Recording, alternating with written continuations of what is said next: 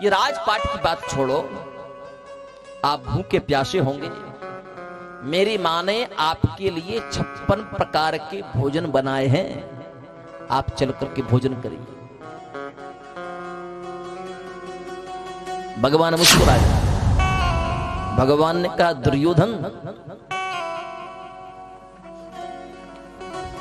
कुछ परिस्थितियां ऐसी होती हैं जिन परिस्थितियों के कारण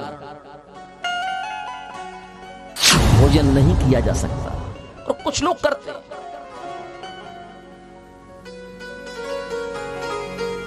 भोजन इन परिस्थितियों में होता है। कौन सी परिस्थितियों में होता है?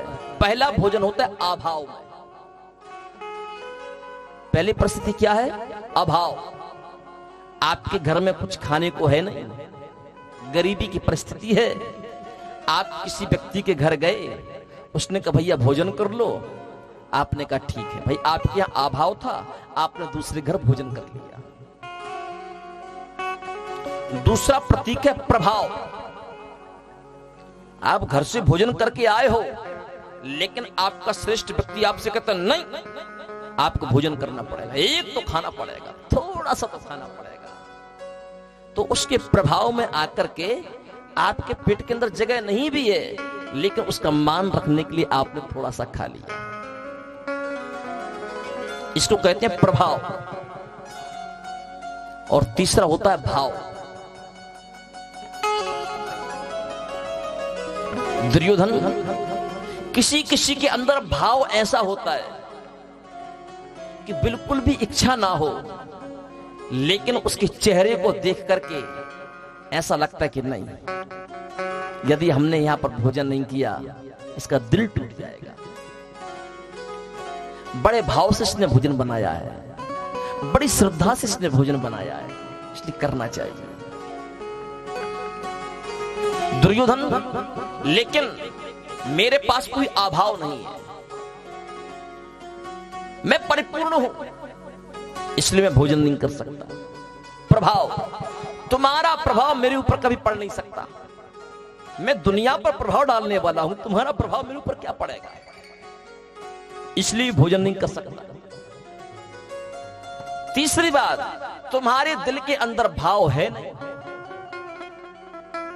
इसलिए भी मैं भोजन नहीं कर सकता। उसी क्षण भगवान की नजर पड़ी विदुर जी पर। भगवान का ओहो, मैं तो ध्यान ही भूल गया था। दुर्योधन, अभाव प्रभाव भाव तो एक अलग विषय है। मैं आज तो तुम्हारे घर भोजन वैसी भी नहीं कर सकता, क्योंकि आज का मेरा जो निमंत्रण है ना, विदुर काका के घर पर है। हजारों लाखों लोग खड़े थे, हजारों लाखों करोड़ों लोगों के सामने जैसे मेरे प्रभु ने विदुर जी का नाम लिया ना, कि आज का मेरा निमंत्रण विदुर काका के घर पर है।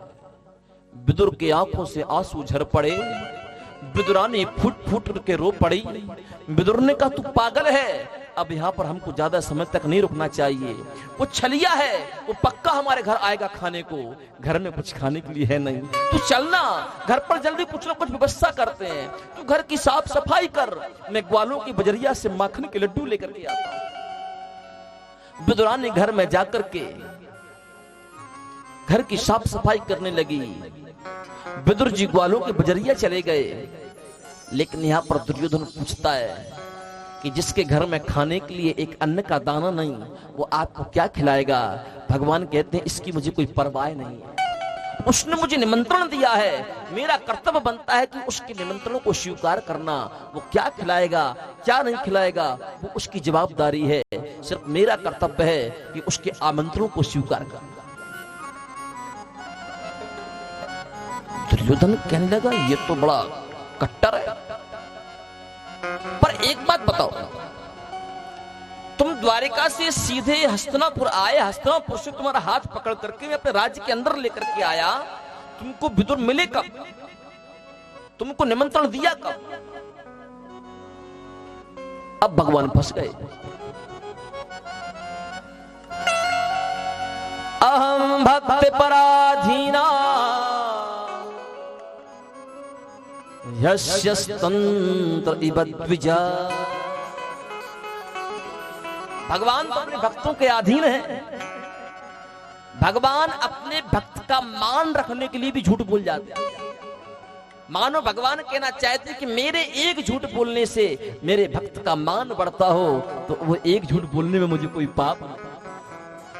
भगवान ने कह दिया कि आज से कुछ महीने पहले विदुर काका ने मुझे पत्र लिखा था कि जब भी आप हस्तिनापुर आओ तो आपका प्रथम भोजन मेरी कुटिया पर हो।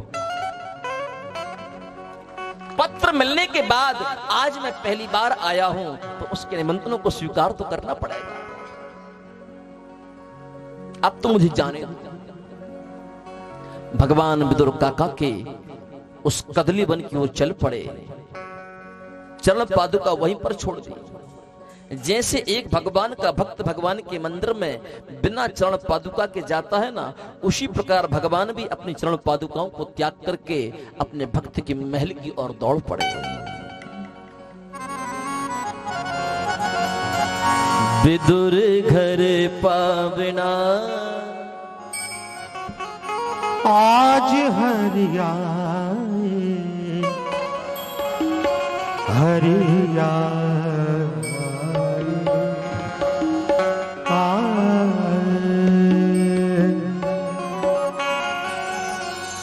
आज हरिया विदुर घर पावना आज हरिया विदुर घर पावना आज हरिया विदुर घर पावना विदुर घर पावना विदुर घर पावना विदुर घर पावना विदुर घर पावना आज हरिया विदुर घर पावना आज हरिया विदुर घर पावना।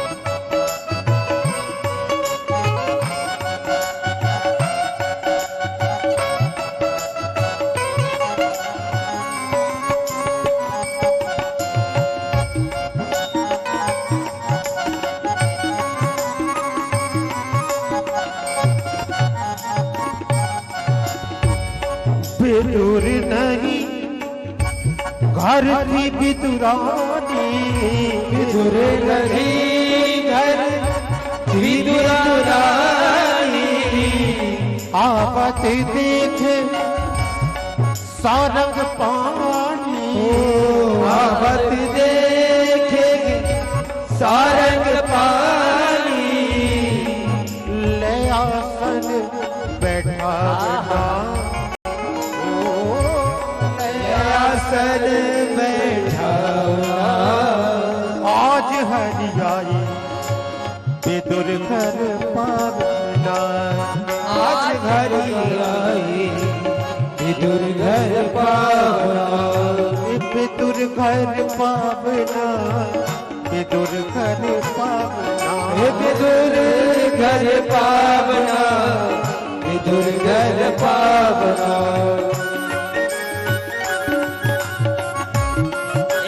दोनों हाथ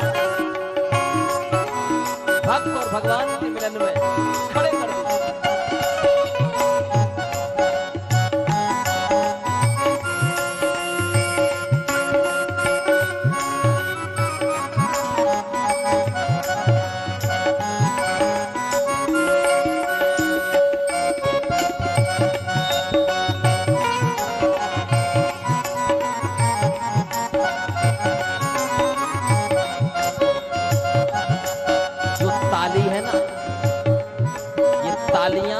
निःशुल्क है। ताली बजाने में कोई शुल्क नहीं लगता, कोई पैसा नहीं लगता। जो हमारे हाथ में जो सूर्य रेखा होती है ना, धन की रेखा होती है, यहाँ पर जिसकी धन की रेखा कटी हो, भगवान के कीर्तन में जो ताली बजाता है ना, उसकी कटी हुई रेखा सुधर जाती है और धन की रेखा बड़ी हो जाती है। इसलिए अपनी अपनी रेखा को सुधारिए, भाग को सुधारिए, दोनों हाथ उठाइए, झूठ करके तालियों की सेवा करिए। जय हरि।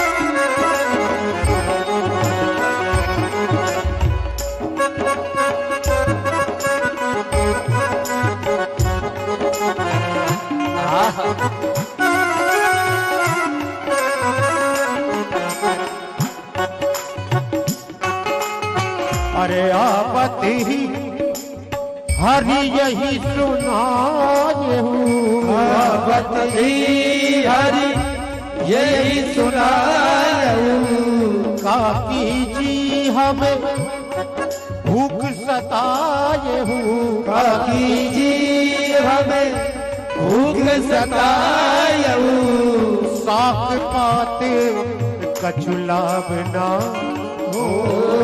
साग पात कछुलावना।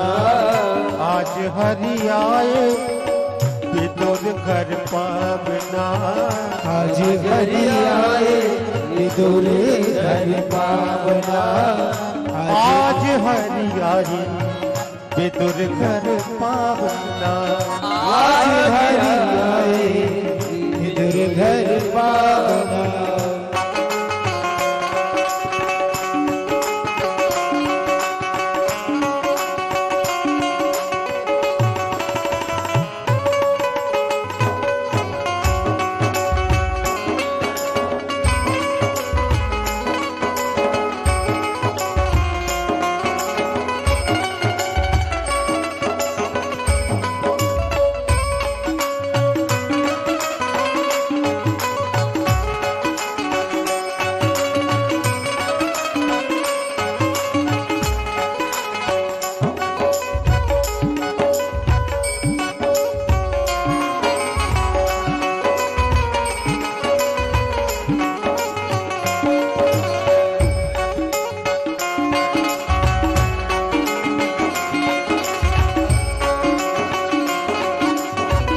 क्या बात है?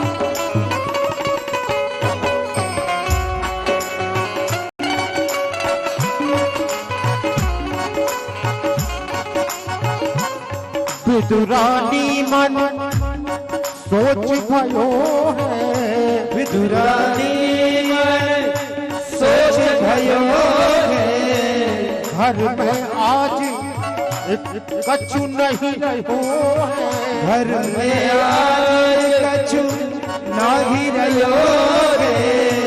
एक कदली फल ले आवना, ओ कदली फल ले आवना। आज हरि आए विदुर घर पावना, आज हरि आए विदुर घर पावना। आज हरि आए विदुर घर पावना, आज हरि आए विदुर घर पावना।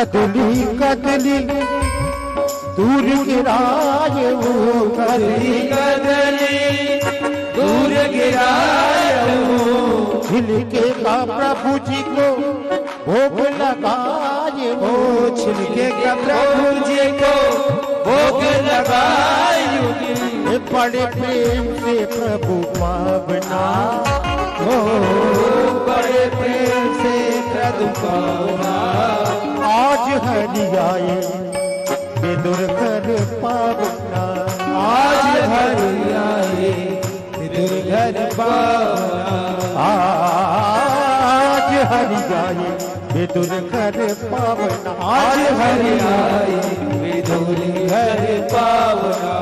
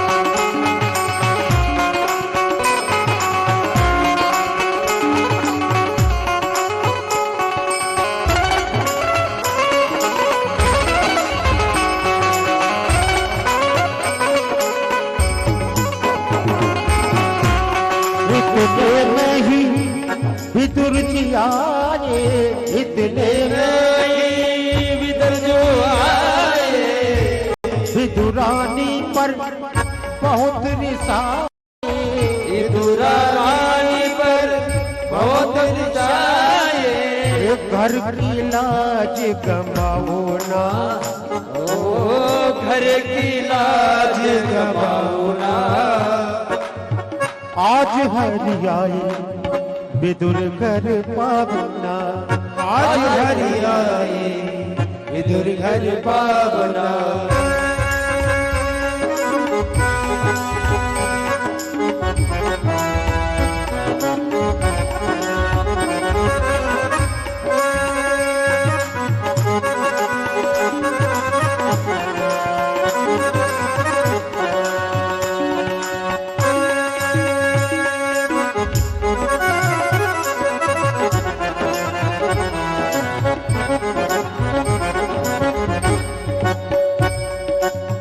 सुनहु विदुर हम भाव के भूखे विदुर हम भाव के भूखे भाव बिना सब व्यंजन रूखे भाव बिना सब व्यंजन रूखे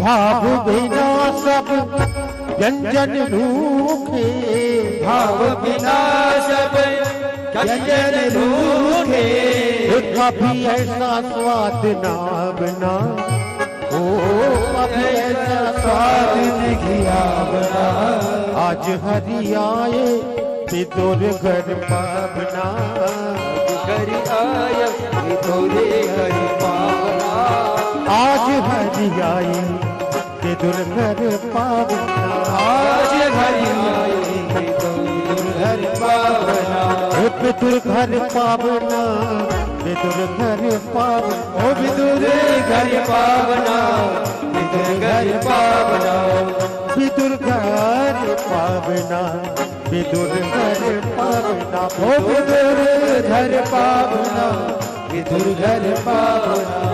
आज हरि आए विदुर घर पावना, आज हरि आए गौरी घर पावना, पावना।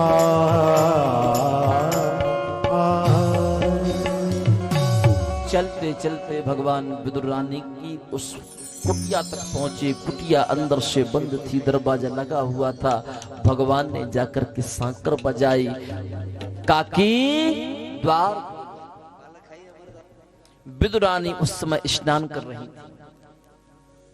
विदुर रानी ने आवाज लगा करके पूछा, कौन?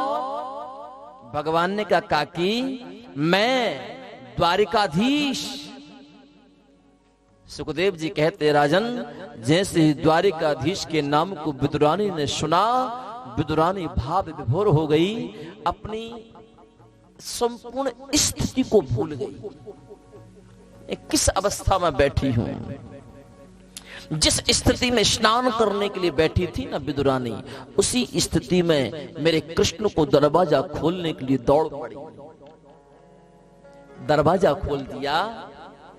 मेरे द्वारिकानाथ ने अपना पीतांबर उठाया और विदुर रानी काकी के अंग पर फेंक दिया।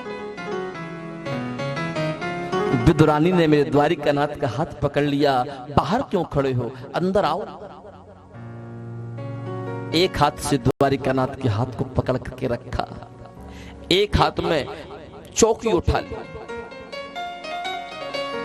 एक जगह विदुर रानी ने चौकी लगाई, बोली इस पर बैठो ना, ये जगह बहुत अच्छा है, बहुत सुंदर है, शुद्ध है, पवित्र है। जैसे द्वारिकानाथ उस चौकी पर बैठने वाले ही थे, विदुर रानी कह रहे, खड़े हो जाओ, खड़े हो जाओ, बैठो मत। यहाँ पर मैंने गाय के गोबर से तो इसको शुद्धिकरण कर दिया, पर गौमूत्र मैंने नहीं सिंचित किया, इसलिए यहां से उठो। आधे द्वारिकानाथ बैठने वाले थे ना, उनको उठा दिया, फिर चौकी उठा ली, आगे बढ़ी, बोले ये जगह ठीक है, यहाँ पर बैठो। जैसे द्वारिकानाथ वहां पर बैठने को तैयार, बोले खड़े हो जाओ, यहाँ पर मैंने गंगा जल सिंचित नहीं किया, यहाँ पर भी थोड़ी सी कमी है। फिर द्वारिकानाथ का हाथ पकड़ लिया, फिर चौकी उठाई। सुखदेव जी कहते हैं, परीक्षित एक छोटी सी कुटिया के आंगन में मेरे द्वारिकानाथ को नचा दिया। अंत में उसी चौकी को उल्टी लगा दी, चौकी के पैर ऊपर हो गए और चौकी की जो छत थी वो नीचे हो गई। बोले द्वारिकानाथ, ये स्थान आपको बैठने के लिए बहुत सुंदर है, ये बैठो। यहाँ पर गौमूत्र भी सिंचित किया, गाय के गोबर का लेपन भी किया, गंगा जल भी सिंचित किया, बैठो ना। मेरे प्रभु ने ये भी नहीं देखा कि चौकी उल्टी है या चौकी सीधी है। उल्टी चौकी पर मेरे प्रभु बैठ गए। भगवान कहने लगे, काकी मुझे बहुत जोर से भूख लगी है, कुछ खाने को हो तो दे दो ना। विदुर रानी के घर में खाने को कुछ था नहीं। विदुर रानी कहने लगी, आप शांति से 2 मिनट बैठिए, मैं अभी अभी गई कदली वन से सुंदर ताजे ताजे केले के फल लेकर के आई। एक टोकरी उठा लेनी, टोकरी लेकर के कदली बन की ओर दौड़ पड़ी और टोकरी भर के कदली के फल केला लेकर के आई, द्वारिकानाथ के सामने बैठी। सुखदेव जी कहते हैं, परीक्षित अपने हाथों से विदुर रानी केले को छीनती जावे और केले को उठा करके फेंकती जावे, केले के छिलके मेरे द्वारिकानाथ को खिलाती जावे। विदुर रानी पागल हो गई, उसे ये पता नहीं चला कि क्या खिलाना चाहिए था, क्या फेंकना चाहिए था, लेकिन सब उसने उल्टा कर दिया। फल फल फेंकती गई, छिलके छिलके खिलाती गई। मेरे श्याम सुंदर भी आंख बंद करके प्रेम से केले के छिलके खाते रहे। सारी की सारी केले की छिलकों की केले के फल की टोकरी खाली हो गई। ग्वालों की बजरिया से विदुर जी लौटे। विदुर जी ने आवाज लगाई, विदुर रानी दरवाजा खोलो, वो छलिया आता होगा। विदुर रानी ने कही, आता नहीं होगा, वो तो कभी का आ गया है, आकर के देखो ना। विदुर ने कहा, जब आ गया तो तुमने उसे कुछ खिलाया कि नहीं खिलाया? बोले, सब बात वहीं से करोगे कि आकर के भी देखोगे? सुखदेव जी कहते हैं, राजन जैसे विदुर जी ने आकर के देखा तो छिलका एक भी नहीं, फल ही फल बिखरे पड़े हैं। विदुर जी ने कहा, विदुरानी तू पागल हो गई, पूर्ण पर ब्रह्म 56 प्रकार के व्यंजनों को त्याग करके तेरी कुटिया पर आया और तूने इतना बड़ा अपराध कर दिया।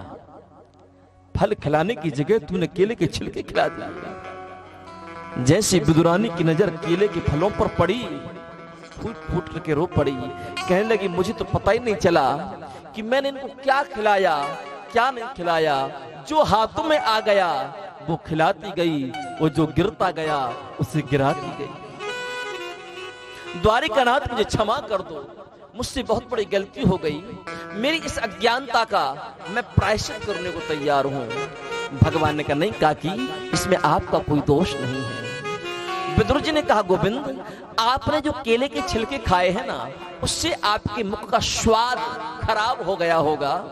मैं माखन के लड्डू लेकर के आया हूं, ये माखन के लड्डू खा करके अपने मुख के स्वाद को आप ठीक कर लीजिए। सुखदेव जी कहते राजन, जैसे विदुर जी ने मेरे कन्हैया को माखन का लड्डू खिलाना चाहा, मेरे प्रभु ने हाथ पकड़ लिया।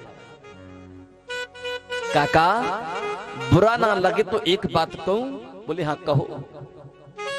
बोले जो स्वाद काकी के केले के छिलकों में था, वो स्वाद आपके माखन के लड्डू में नहीं है।